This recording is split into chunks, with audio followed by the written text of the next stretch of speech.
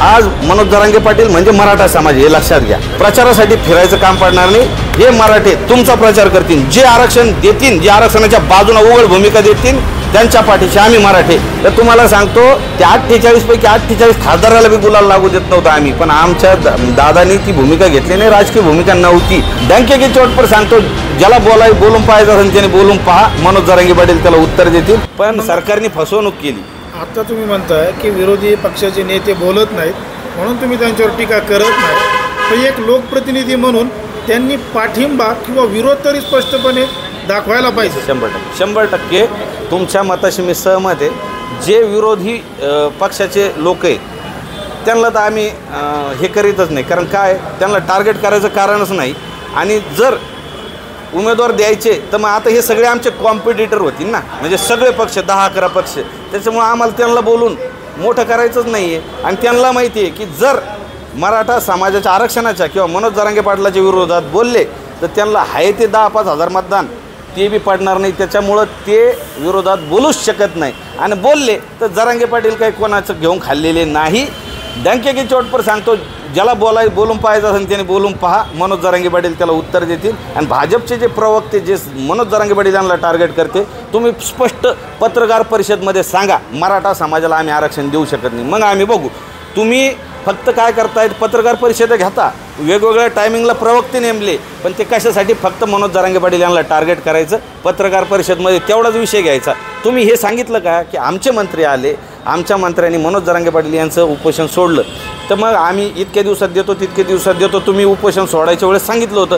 मग 13 जुलैपर्यंत तुम्ही वेळ घेतला, त्याच्यानंतर 20 जुलैपर्यंत मनोज जरांगे पाटलांनी वेळ दिला, 20 पासून 25 पर्यंत यांनी आमरण उपोषण केलं। तुम्ही ह्या कालावधीमध्ये मराठा समाजाला आरक्षण मिळावं याच्यासाठी काय केलं? मग तुम्ही आले कशाला? अरे तुम्ही शपथ घेता, जेव्हा तुम्ही आमदार खासदार मंत्री होता त्यावेळेला तुम्ही शपथ घेता, मी जातीवाद करणार नाही, कुठल्या जातीच्या विरोधात जाणार नाही, मी सर्वांना घेऊन चालन। मग तुम्ही असं का करताय? आज मनोज जरांगे पाटील म्हणजे मराठा समाज हे लक्षात घ्या। तुम्ही मनोज जरांगे पाटलाला बोलला म्हणजे मराठा समाजाला बोलले, ते एक व्यक्ती आहे राजकारणात। आणि तुम्ही म्हणता यायचा राजकीय रंग कळाला, याला राजकारणात यायचं आहे।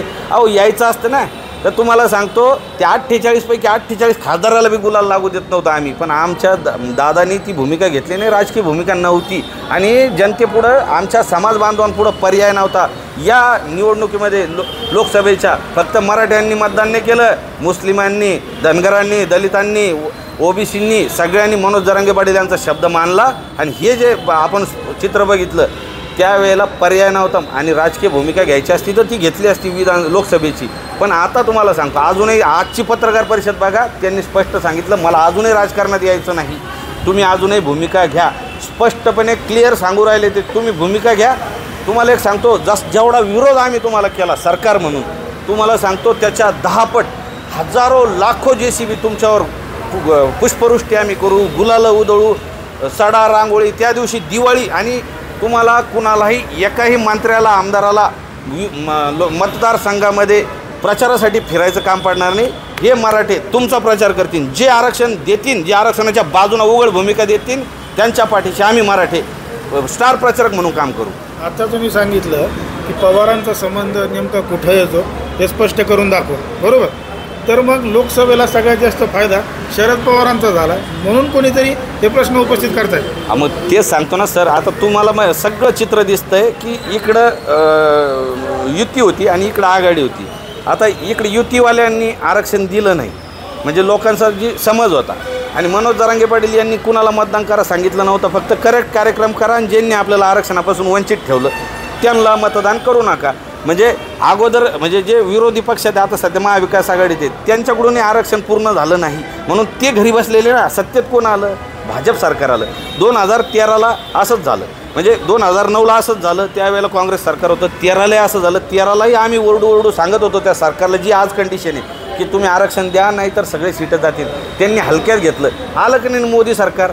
मोदी सरकार का आणलं? ते दलितांचं गोरगरिबांच्या कैवारी म्हणून, आणि त्यांचं काम चांगलं आहे मोदी साहेबांचं, आम्ही त्यांच्या विरोधात नाही, आम्ही फक्त आमच्या जातीच्या आरक्षणासाठी लढतोय। आम्ही भाजप सरकारच्या विरोधात नाही, आम्ही भाजप सरकारचे आमच्या पाठीशी जे ते भाजपमधले सर्वसामान्य लोक आमच्या पाठीशी आहे। काँग्रेसमधले सगळे ना, त्याच्यामुळे आम्ही कुठल्याही एका विशिष्ट पक्षाला टार्गेट करत नाही, हे मी त्या सर्वांना सांगू इच्छितो. आणि तुम्ही आपलेच मराठा समाज बांधव आहे, तुम्ही मोठ्या मानानं मनोज जरांगे पाटील यांच्याकडून काही तुमच्याविषयी जर आलं बी असेल तर ते तुम्ही समाजाचे बांधव म्हणून तुम्ही ते सोडून द्यायला पाहिजे. अहो, आज अखंड मराठा समाज हा मनोज जरांगे पाटील यांच्या एक एक शब्दाला फॉलो करतोय आणि तुम्ही त्यांना विरोध करू नका. आज जसं छत्रपती शिवरायांनी हिंदवी स्वराज्याची स्थापना केली, त्यावेळेला 18 पगड जातीचे लोक पूर्ण ताकदीने, आणि त्यांच्यासोबत कोण होतं त्यावेळेला, जे मावळे तयार केले ते त्यांचे सगळे सोबती होते. जे खेळता खेळता त्यांनी ते स्वराज्य म्हणजे मावळे तयार केले आणि हिंदवी स्वराज्य स्थापन झालं. आम्हालाही वेळ लागणार नाही 288मध्ये स्वराज्य स्थापन करायला. आम्हीही आमचे दगडगोटे जर उभे केले तर आम्हीही सुराज्य करू शकतो. आम्हीही चांगल्या पद्धतीचं सरकार आणू शकतो मनोज जरांगे पाटील यांच्या नेतृत्वामध्ये.